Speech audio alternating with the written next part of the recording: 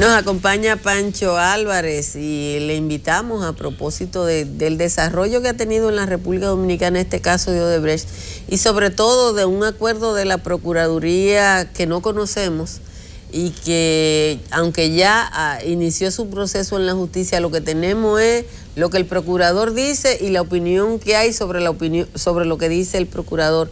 En este proceso, Pancho, de una posible investigación del caso Odebrecht en la República Dominicana, desde tu punto de vista, ¿qué es lo que procede y cómo valorar el acuerdo que ha hecho el procurador? Buenos días, Franklin, Altagracia, a los amigos y amigas televidentes. Bueno, en primer lugar, yo siempre he dicho y trato de insistir en eso, que no se puede satanizar el tema de un acuerdo entre el Ministerio Público y un imputado, porque al fin de cuentas ese es un instrumento que el Código Procesal Penal pone a disposición del Ministerio Público por diversas razones. Por ejemplo, el tema de la conciliación para descongestionar los tribunales de casos que no merecen la pena ser llevados a los tribunales, el de aplicación de un criterio de oportunidad, que parece que es la vía procesal que ha seguido el Ministerio Público en este caso, donde el Ministerio Público puede, para tratar de obtener información del imputado que le permita perseguir a otras personas por hechos más graves de lo que está liberando a ese imputado, pues llegar a un acuerdo y descartar la acción penal contra ese imputado, en este caso concreto de Odebrecht. Pero hay otras vías que el Código Procesal Penal establece para fines de acuerdo, el procedimiento penal abreviado, donde el imputado admite los hechos y van ante un juez sencillamente para que lo sentencie a una sentencia ya acordada, ¿no? Previamente, a una pena ya acordada previamente. Parece ser que en este caso concreto el Ministerio Público se dirige a un criterio de oportunidad que está establecido en el artículo 370.6 del Código Procesal Penal, que exige como requisito para su aplicación que haya sido declarado previamente complejo el caso, lo que no ha ocurrido todavía con el caso de Odebrecht.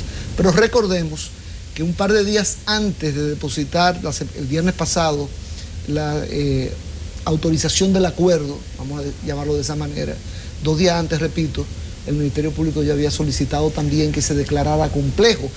El juez, que ya tiene en sus manos las 2 solicitudes, el juez coordinador ya lo tiene en sus manos, Alejandro Vargas. Sí. Tiene la declaratoria de complejidad y tiene la del criterio de oportunidad.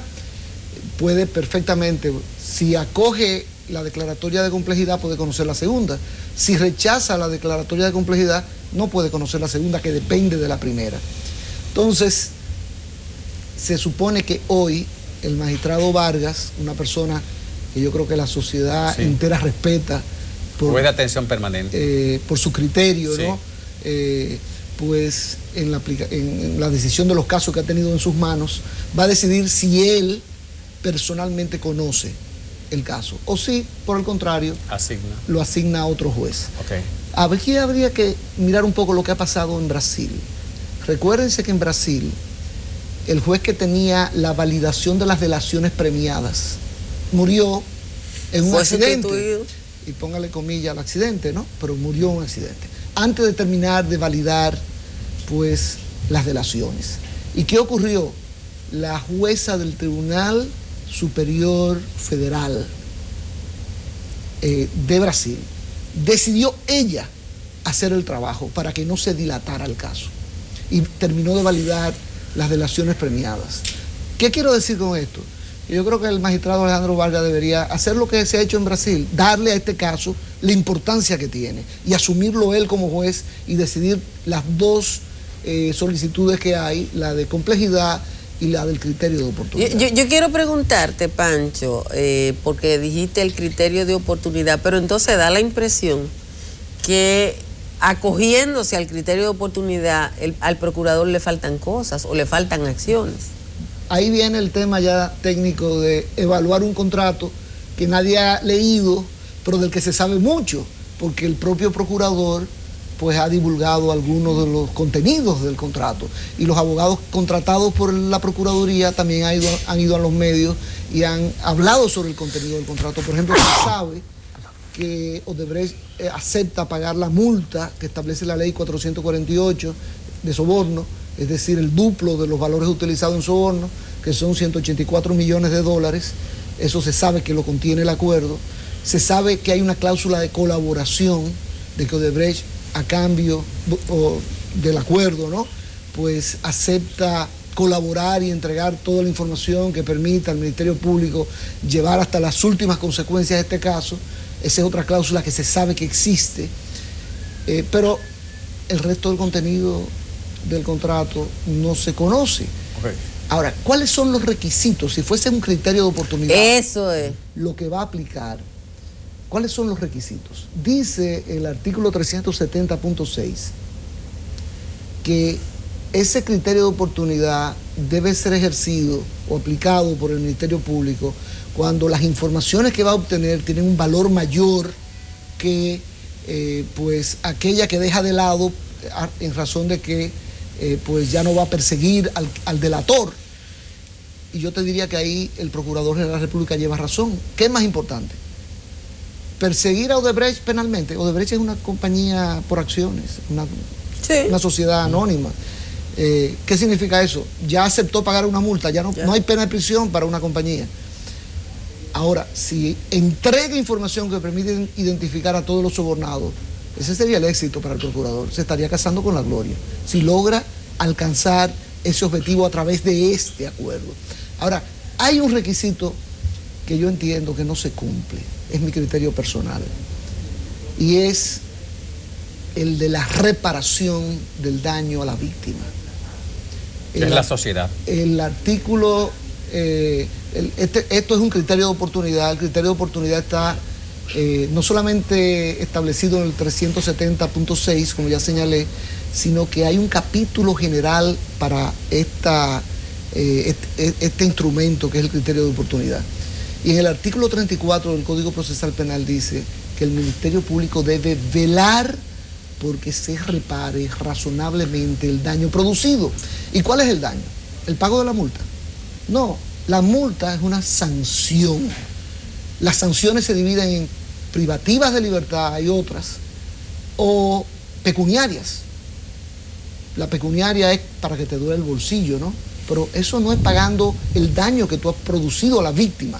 ¿Quién es la víctima en este caso? El Estado Dominicano. El Estado Dominicano. Todos los contribuyentes que alimentan al Estado con sus impuestos, ¿no?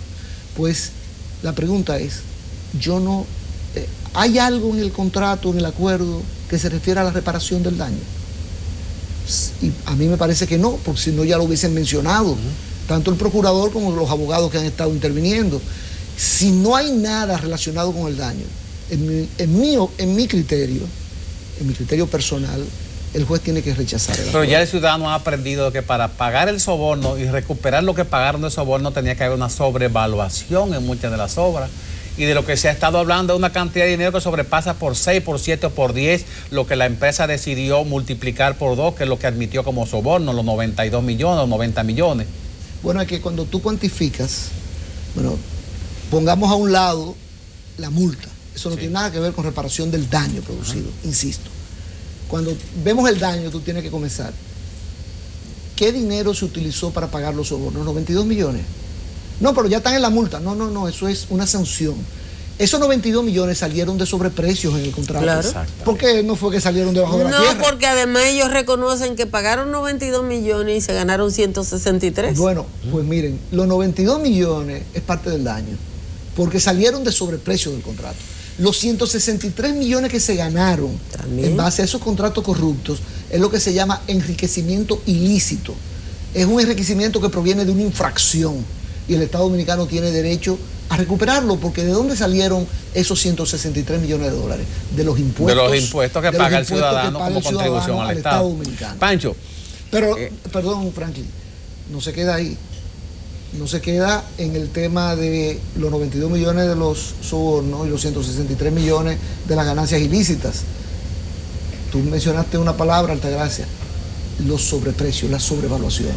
Hay que hacer un experticio técnico, que la Procuraduría no tiene el personal técnico para hacerlo, en los 17 contratos con Odebrecht, para determinar cuáles fueron los sobreprecios. Y cuando se determine Entonces, unido al soborno, unido a las ganancias ilícitas y unido al costo del dinero, porque el dinero tiene un costo, eso te va a dar un marco completo de lo que es el daño que ha recibido el Estado. Y eso no es fácil calcular por el precio inicial de las obras y el precio final que salió. No, porque pudiera ser que un aumento del precio esté justificado. Sí. Perfectamente. Ahora, y además la ley aquí establece un monto justificable, creo que un 25%, que en la mayoría de los casos se violó. Ahí viene el tema, ¿no? Imagínate que de buena primera, como ocurrió en varios de esos 17 contratos, se duplicó el precio. Ajá. Pues obviamente usted puede recuperar hasta el 25%, que es lo que permite la ley, pero el resto, salvo que se hayan cumplido con una serie de formalidades que no se cumplieron, no puede reclamarlo Odebrecht en este caso. CNN y otros medios de comunicación han hecho una especie de resumen de lo que ha pasado y del tratamiento que se le ha dado a este caso en los distintos países de América Latina. República Dominicana tiene dos elementos de diferencia con el resto de los países. Una, el único presidente de la República que no se ha referido al tema en todo el hemisferio es Danilo Medina. Y el segundo caso, en el único caso que no hay una investigación en firme contra una persona es República Dominicana.